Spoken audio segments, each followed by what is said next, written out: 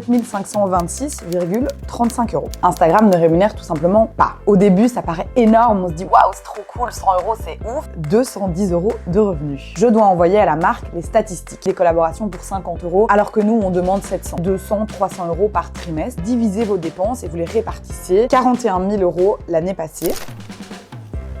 Oh là les cops, j'espère que vous allez bien. On se retrouve aujourd'hui pour une vidéo qui va beaucoup vous plaire parce que ça va être juicy, ça va être authentique. Je vais vous donner beaucoup d'infos et ça, je sais que vous aimez. Et aujourd'hui, vous vous en doutez peut-être, on va parler des backstage du métier de créatrice de contenu. On va parler salaire, on va parler comment mieux démarcher les marques, comment est-ce que je gagne ma vie en fait tout simplement. Bref, ça va être très intéressant. Asseyez-vous avec un petit matcha ou un café, peu importe. Et c'est parti. Les gens qui aiment pas le matcha, je ne vous comprendrai jamais. Voilà, c'est dit. Première question, comment tu gagnes ta vie? Est-ce qu'Instagram te paye? Alors, cette question, elle est très bien parce que ça va permettre un petit peu de poser les bases. Non, Instagram ne rémunère pas en fonction du nombre de vues ou en fonction du nombre d'abonnés. Instagram ne rémunère tout simplement pas. Les plateformes qui, par contre, peuvent rémunérer en fonction d'un certain nombre d'abonnés ou d'un certain nombre de vues, ce sont TikTok et YouTube. Personnellement, sur TikTok, de 1, en Belgique, malheureusement, la monétisation n'existe pas. Et de 2, il faut 10 000 abonnés, ce que je n'ai pas. Et sur YouTube, par contre, en Belgique, la monétisation existe, mais il faut atteindre 500 abonnés et 3000 heures de vues. Et donc pour le moment, c'est pas mon cas, mais j'espère bientôt. Je pense que c'est vraiment pas beaucoup, de l'ordre de quelques centimes par centaine de vues, donc c'est pas avec ça qu'on devient riche. Mais ça n'empêche que les personnes qui ont une grosse chaîne YouTube peuvent quand même générer, je pense, des chouettes revenus avec ça. Mais en tout cas, moi, ce n'est pas mon cas. Et du coup, comment est-ce que moi, je gagne ma vie en tant que créatrice de contenu? Je vais essayer un petit peu de dépatouiller tout ça parce que je sais que ça peut être assez flou pour les personnes qui ne sont pas dans le métier. Et par contre, petit disclaimer, je parle bien sûr en mon nom. Peut-être qu'il y a d'autres créateurs, créatrices de contenu qui ont des revenus différents des miens, mais évidemment, moi, je parle de ma réalité. Je vais donc vous citer tous les différents pôles de mon métier et toutes les différentes manières pour moi de toucher un revenu. Je les mets pas dans un ordre précis, ça n'a rien à voir avec si je gagne plus avec ci ou avec ça, mais c'est juste ce qui me vient le plus naturellement en tête. La première chose, c'est que je touche de l'argent en créant du contenu UGC. Ça n'a rien à voir avec les cinémas, je ne suis pas ouvreuse dans un cinéma, ni actrice. Peut-être un jour, on sait pas. Non, l'UGC, ça veut dire User Generated Content. Et en gros, ça veut dire qu'une marque va faire appel à moi pour créer une capsule vidéo ou une photo, mais en général, c'est plutôt des vidéos. Et la marque va en fait utiliser ce contenu sur leur compte à eux. Et ils vont en général l'utiliser comme une publicité. Mais moi, je vais pas devoir le publier sur mon compte à moi. Donc, c'est assez chouette. De 1, c'est assez chouette pour la marque parce que ça coûte beaucoup moins cher qu'une collaboration d'influence, puisque la marque ne paye pas mon nombre d'abonnés, elle paye juste ma capacité à créer un contenu qui est pertinent, qui est engageant, etc. Et de l'autre côté, pour moi, c'est assez intéressant parce que je peux faire pas mal de vidéos UGC vu que ça va pas se retrouver sur mon compte. Je vais pas paraître pour un panneau publicitaire. C'est simplement que moi, je fais des vidéos, je les envoie aux marques et puis après, la marque, elle fait ce qu'elle veut. Donc ça, c'est assez chouette. Je pense que, en tout cas pour l'année là 2026, ça va être peut-être un quart de mes revenus. Donc c'est quand même assez intéressant. La deuxième façon pour moi de gagner de l'argent, c'est avec les liens d'affiliation. Donc il y a des marques, par exemple la marque de matcha, donc Anatai Matcha, qui ne me payent pas pour créer du contenu, mais par contre, elles m'ont donné un code promo. Et si vous commandez avec mon code promo, moi, je touche une commission à chaque commande. Donc, évidemment, puisque j'ai pas des millions d'abonnés, vous vous doutez que ce sont pas des montants qui sont énormes, mais ça reste toujours une partie de mes revenus. Ici, avec Anatai Matcha, je pense que je suis autour des 200, 300 € par trimestre de liens d'affiliation. Donc, c'est super important si vous voulez soutenir des créateurs, créatrices de contenu, de passer par leur code promo, de passer par leurs liens, etc. parce que ça a un vrai impact pour nous derrière. La troisième façon pour moi de générer des revenus, en tout cas c'était le cas en 2025, c'est que j'étais community manager. Donc ça veut dire quoi concrètement? Ça veut dire que je m'occupais des réseaux sociaux de restaurants, de marques, etc. Et à ce moment-là, du coup, le client me payait pour gérer ses réseaux sociaux, pour venir faire des shootings, pour créer un calendrier éditorial, pour faire toute une stratégie de communication. Sur mon téléphone, j'avais accès au compte et je publiais des photos, des vidéos, etc. Maintenant, cette année, je ne le fais plus. J'ai une autre casquette, je suis devenue sales et donc ça veut dire que maintenant, j'ai plutôt un système de commission et donc je m'occupe de ramener des nouveaux clients dans l'agence pour laquelle je travaille, qui est toujours une agence de community manager, mais simplement, moi, je ne suis plus dans l'opérationnel, je suis plutôt dans tout ce qui est le développement commercial et c'est assez chouette parce que du coup ça permet d'avoir des revenus récurrents et aussi d'être un petit peu de souffler et d'être plus à l'aise financièrement. Maintenant, la Quatrième façon pour moi de générer des revenus, c'est bien sûr les collaborations d'influence. Et pour le moment, c'est ce qui me permet de gagner le plus d'argent. On va en parler tout à l'heure. Et donc ça, comment ça se passe? Eh bien, on va prendre une collaboration que j'ai faite dernièrement avec Hub.Brussels. Hub.Brussels me dit, ok Lou, on aime beaucoup ton profil, on aimerait bien travailler avec toi, on aimerait bien que tu fasses un petit peu la promotion de Hub Brussels, qui est un service d'accompagnement pour les indépendants. Donc, on aimerait bien que tu fasses 2 vidéos et 3 stories. Quel serait ton budget pour la collaboration? À ce moment-là, moi, je réponds avec mon budget, je donne un petit peu mon kit média, etc. Je donne déjà un petit peu mes idées créatives. Et puis, on se met d'accord sur un budget. En général, il y a quand même pas mal d'allers-retours au niveau de la négociation. Et ensuite, je reçois un briefing qui est assez complet, je vais pas vous mentir. Je sais que d'un point de vue extérieur, on peut penser que l'influence, c'est juste faire une petite selfie et la poster, mais c'est pas du tout le cas. Honnêtement, les briefings, c'est assez complet. Je peux pas vous les montrer parce que c'est confidentiel, mais c'est vraiment des pages et des pages avec les do's and don'ts, avec le ton à adopter pour parler, avec ce qu'il faut surtout pas dire, ce qu'il faut dire, quel type de couleur il faudrait utiliser au niveau de la charte graphique. Enfin, c'est vraiment assez poussé comme truc en général. Et aussi, il faut pas oublier qu'une fois que le contenu est fait, on doit l'envoyer pour validation à la marque. Et donc, en général, il y a un assez long laps de temps entre le moment où le contenu est créé et le moment où le contenu est publié. Une fois que la marque a validé le contenu, donc dans le cadre de Brussels, ok, j'ai envoyé mon petit carrousel, ils sont contents, ils ont dit ok, c'est bon Lou, t'as notre feu vert, tu peux y aller. Moi, je publie sur mes réseaux sociaux. Et puis là, c'est important, et c'est là que vous rentrez en jeu, c'est important d'avoir de l'engagement, etc. Parce que 7 jours après la publication du contenu, je dois envoyer à la marque les statistiques. Et donc, je dois envoyer, ben voilà, j'ai fait 10 000 vues, il y a eu 45 commentaires et j'ai eu 10 messages de personnes qui m'ont dit qu'elles allaient appeler Hub Brussels suite à ma publication. Et c'est pour ça que je vous saoule toujours en disant c'est super important d'interagir avec nos contenus, etc. C'est pour tout ce genre de choses. Malheureusement, si Hub Brussels voit que mes stats ont été très mauvaises, elles vont pas refaire appel à moi l'année d'après et donc moi, j'ai perdu un contrat. C'est pas le cas, je vous rassure, mais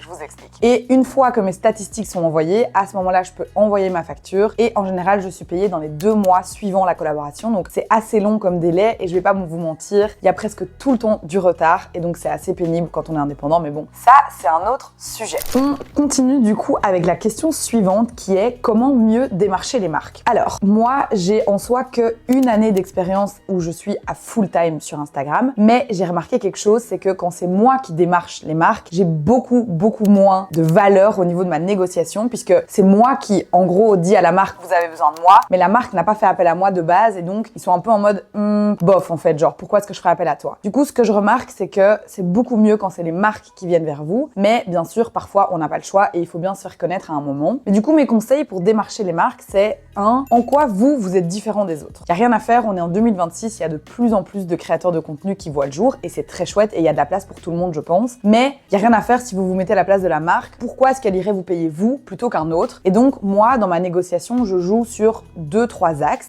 Je joue sur l'axe que je fais très peu de collaborations et que donc collaborer avec moi, c'est un gage de qualité parce que mes abonnés savent que je fais très attention à mes collaborations. 2, je joue sur en fait ma niche. Si une marque de sport me contacte, je vais avoir moins de poids dans la négociation que si c'est une marque, par exemple, de fringues éco-responsables qui me contacte. Puisque comme je parle beaucoup d'éco-responsabilité sur mon compte, forcément, la marque va être contente parce que mes abonnés sont leur public cible. Par contre, une marque de sport, c'est peut-être un peu moins leur public cible et donc, dans la négo, ça va aussi rentrer en compte. Moi, du coup, si c'est une marque qui touche 100% mon public cible, je vais avoir tendance à dire, voilà, 90% de mes abonnés sont exactement le public que vous recherchez, donc forcément, ça vaut de l'argent aussi. Donc ça, c'est un peu les 2 axes sur lesquels je m'appuie. Et le 3e axe sur lequel vous pouvez vous appuyer, c'est votre matériel et votre capacité à créer du contenu qui est vraiment genre qualitatif. Moi, par exemple, je dis toujours aux marques, voilà, moi je crée mon contenu avec une caméra, avec des micros, là où il y a d'autres créateurs de contenu qui créent plutôt à l'iPhone et il n'y a pas de souci avec ça, mais juste, moi c'est du matériel, j'ai dû investir dans ce matériel, donc vous allez aussi avoir un rendu qui est plus qualitatif, ça se monétise. Donc voilà, ça c'est un petit peu ce que je dirais en 1, c'est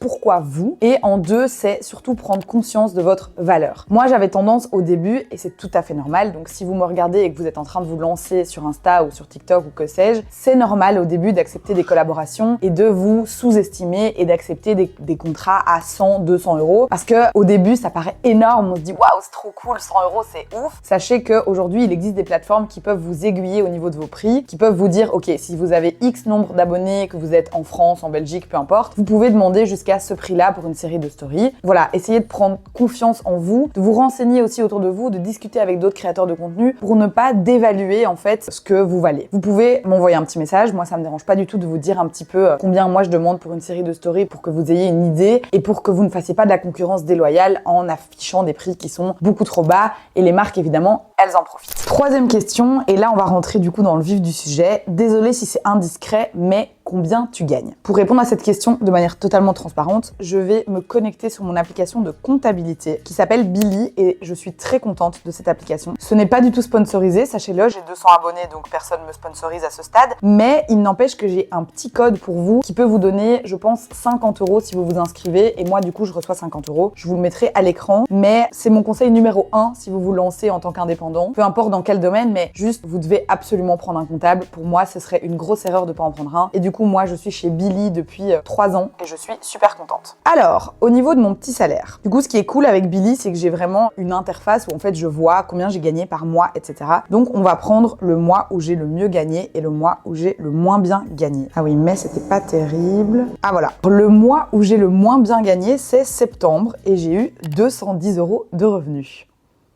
C'est pas beaucoup. Et j'avais 768 € de dépenses, donc en gros j'étais en négatif pendant ce mois-là. Et maintenant on va prendre un mois où j'ai très bien gagné, c'est le mois de décembre. C'est pas un secret, évidemment, c'est le mois où les marques mettent le plus de budget dans les collaborations, c'est Noël, c'est les fêtes, etc. Et du coup j'ai gagné en décembre 7526,35 €. Je tiens à préciser que tous ces montants sont bien sûr bruts et qu'à ça il faut enlever les impôts, donc c'est environ 35 à 40%, donc c'est vraiment beaucoup. Il faut enlever bien sûr tout ce qui est les cotisations sociales, donc ça c'est ce que je paye tous les trimestres. Actuellement je paye plus ou moins 1500 € par trimestre de cotisations sociales, donc il faut le prendre en compte. Et puis bien sûr il faut enlever mes charges et mes dépenses. Mais du coup, pour être 100% transparente et voilà, pour vraiment parler cash, j'ai eu un chiffre d'affaires de 41 000 € l'année passée. J'étais un petit peu déçue puisque j'avais comme objectif 50 000 €, mais voilà, c'était ma première année en tant qu'indépendante full-time, donc je suis déjà très reconnaissante et j'espère bien sûr augmenter ce chiffre d'affaires chaque année et en commençant par cette année-ci, puisque maintenant que c'est ma deuxième année, je suis aussi un petit peu plus rodée, etc.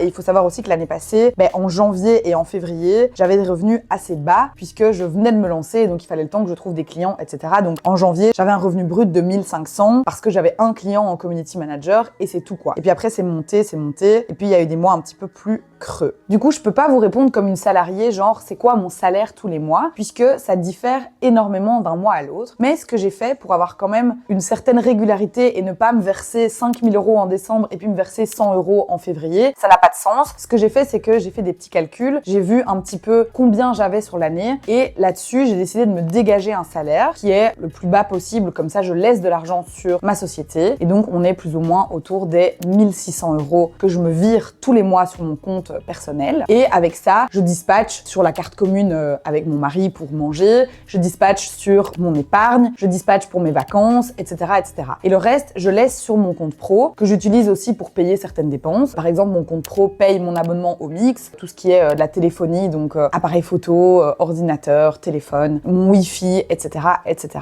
Donc ça, c'est un conseil aussi que je vous donne. Quand vous êtes indépendant, il faut faire très attention à ne pas tomber dans « Waouh, j'ai 3000 € sur mon compte, donc je me vire tout et je dépense tout ». Non, il faut toujours garder un fonds de réserve. Déjà parce qu'il y a les impôts qui vont arriver à la fin de l'année, vous avez votre TVA à payer, vous avez les cotisations sociales. Le principal, c'est vraiment de garder un petit peu d'argent pour pouvoir aussi investir dans votre société et continuer à grandir. Donc ça, c'est un conseil que je vous donnerais. Moi, je suis une adepte des enveloppes virtuelles et donc, puisque je ne fonctionne pas avec du cash, je pense qu'aujourd'hui, il y a plus grand monde qui fonctionne avec du cash, mais vous pourriez le faire en cash, je veux dire, mais l'idée, c'est d'avoir comme un petit classeur et vous divisez vos dépenses et vous les répartissez. Et donc, moi, j'ai décidé de le faire de manière virtuelle, donc sur mon application bancaire. J'ai genre 7 comptes épargne différents et il y en a un que j'ai appelé vacances, mariage, futurs projets, etc., etc. Et du coup, tous les mois, je fais des ordres permanents en disant, ok, sur les 1600 que je me verse, je veux qu'il y ait 150 par mois qui aillent dans les vacances, je veux qu'il y ait 200 qui aillent pour la future maison, vous avez compris. Moi, en tout cas, ça m'aide beaucoup à avoir une vue d'ensemble sur mes dépenses et à ne pas faire n'importe quoi et à pas avoir tendance à dépenser ce qui traîne sur mon compte pro. Donc voilà un petit peu. Je serais ravie de faire une partie 2 si vous voulez me poser plus de questions dans les commentaires de cette vidéo parce que je pense que c'est important de lever le voile sur certains aspects de ce métier qui restent encore très flous pour beaucoup de personnes. Sachez que moi, je n'ai absolument aucun tabou à parler de ça. Vous pouvez toujours m'envoyer des petits messages sur Instagram, je vous réponds toujours et je vous réponds même en général en faisant des vocaux et tout, enfin genre, vous êtes mes copines quoi. Il y a vraiment aucun souci si vous avez envie de vous lancer, etc. N'hésitez pas à m'envoyer un petit message, ça me fait très plaisir de discuter avec vous et de parler de ça. Mais n'oubliez vraiment pas de ne pas vous sous-évaluer et de ne pas faire de concurrence déloyale. C'est très dur en fait de faire face à des personnes qui vont accepter des collaborations pour 50 € alors que nous on demande 700, vous voyez ce que je veux dire. Donc faites vraiment attention à bien fixer vos prix. N'hésitez pas, si vous vous lancez dans ce métier, à faire même un petit call avec quelqu'un qui s'y connaît. Moi par exemple, j'ai fait appel à Claudia qui avait travaillé dans une agence et qui est aussi créatrice de contenu, donc elle avait la double casquette. Et avant de me lancer, j'ai fait une petite formation avec elle. Ça m'a coûté 75 € de tête. Et en fait, on a vu tous mes prix ensemble. Elle m'a dit, ok, là, ton kit média, il est correct, tu peux te lancer. Et pour moi, c'est hyper important de pas se lancer dans le vide en ne sachant absolument rien. Renseignez-vous, appelez votre caisse d'assurance sociale ou faites appel à d'autres personnes que vous connaissez qui sont indépendants. Et comme ça, les bases seront solides. Ah oui, ça c'est un truc dont j'ai pas parlé. Je remarque par rapport à l'année passée, une erreur que je n'ai plus envie de faire, c'est que je n'ai plus envie de faire que des collaborations one shot. J'ai vraiment envie, que ce soit pour mes finances, que ce soit pour ma santé mentale, mais que ce soit aussi pour vous, pour que ce soit plus agréable à regarder. J'ai envie de signer plus des collaborations à l'année. Et ça, c'est quelque chose aussi qui peut se négocier, qui peut être très intéressant, c'est de dire, ben voilà, une marque, peu importe. Moi, par exemple, l'année passée, j'ai collaboré à l'année avec Foodbag et j'aimerais beaucoup réitérer cette collaboration pour cette année. Ça se négocie de manière assez intéressante parce que pour eux, ils ont une personne toute l'année qui vont parler d'eux. Évidemment, il y a une clause de non-concurrence, donc ça veut dire que si je travaille avec Foodbag, je vais pas travailler avec HelloFresh